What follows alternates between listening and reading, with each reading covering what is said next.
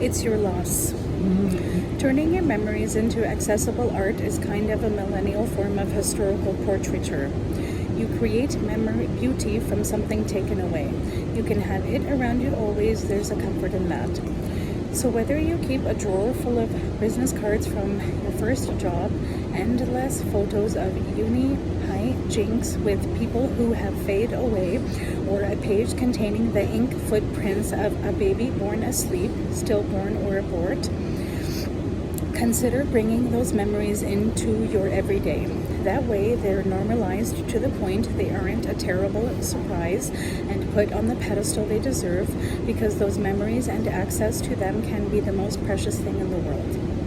Getting your ass down to memory lane. I've said it before and I'll say it again, there are ways to fast track emotions, and I am so here for that. There are things that take me immediately back to a time and place, and sometimes that's lovely.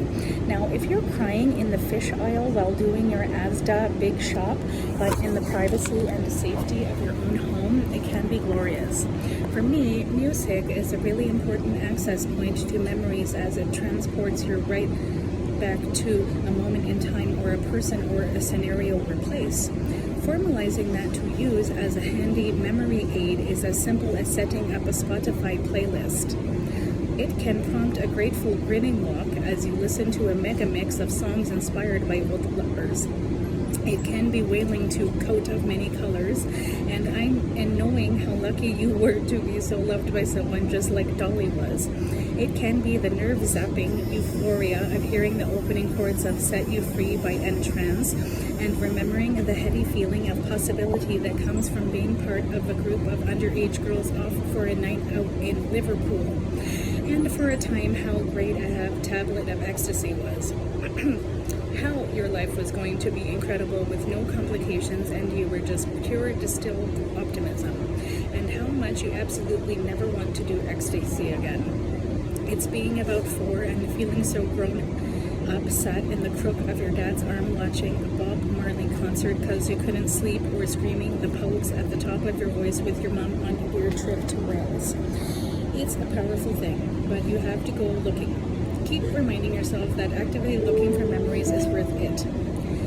There's gold in them hills, but you need to leave the house, or at least switch on your nearest device to mine it. It could be visiting a park you used to go to, going and getting ice cream somewhere you went as a child, or even, and this does nothing for me, popping in for a graveyard visit. Being an active participant in the scavenger hunt that is looking back is pretty bloody essential, and the rewards are well worth it. Now, ignore everything I just said. The most useful thing I realized is that the most important bits of my man and everyone and everything I've loved and that have gone away live inside of me. Microscopic, like microplastics. You can't consume them without absorbing bits into yourself. And those bits float into your bloodstream, informing everything. Everything I do is down to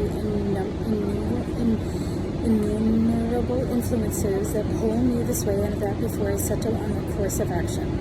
In the good choices I make and the things I am proud of, I feel my nan completely. She's there driving me with a little joystick. Look at the thing you lost and know that the unbearable nature of it not being around anymore is exactly why the fragments of it are not going anywhere. It's peppered through the marrow of your bones. Nice, albeit a bit gross.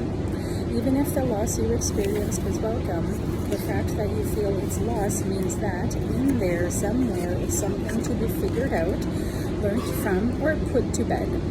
So even though it's uninvited, know it lingers because it offers you something. Perhaps that's to steer you away from the harmful stuff. To give you a very obvious illustration of what I mean about them being stored in your DNA, I have to confess something. I think I've lost my Nana's emails, all of them, except one. Time was when what would have been the end of the actual world. I would have been inconsolable. But when I look at that solitary email now, I'm not saddened that I can't look at more. I'm reassured that I know her voice so well that I could have written it, that she sits there as part of my subconscious. that she's less of a person and more of a language I speak secretly to other people who knew her.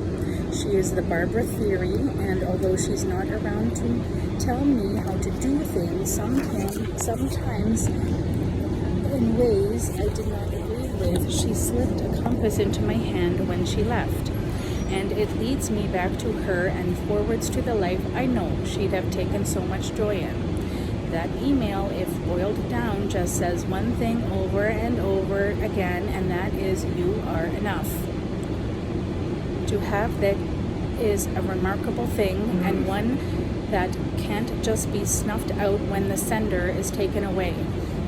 So now, though things are still completely beloved, I'm learning to look at the sum and the parts and appreciate that the reason a loss is so difficult is centered around the fear of losing the invisible stuff.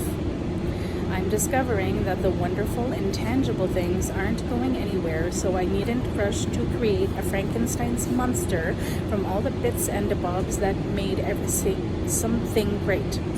Keep and adore things, sure, but equal celebration of the seen and unseen stuff makes for a good balance, I reckon. And that is all I have to say on that.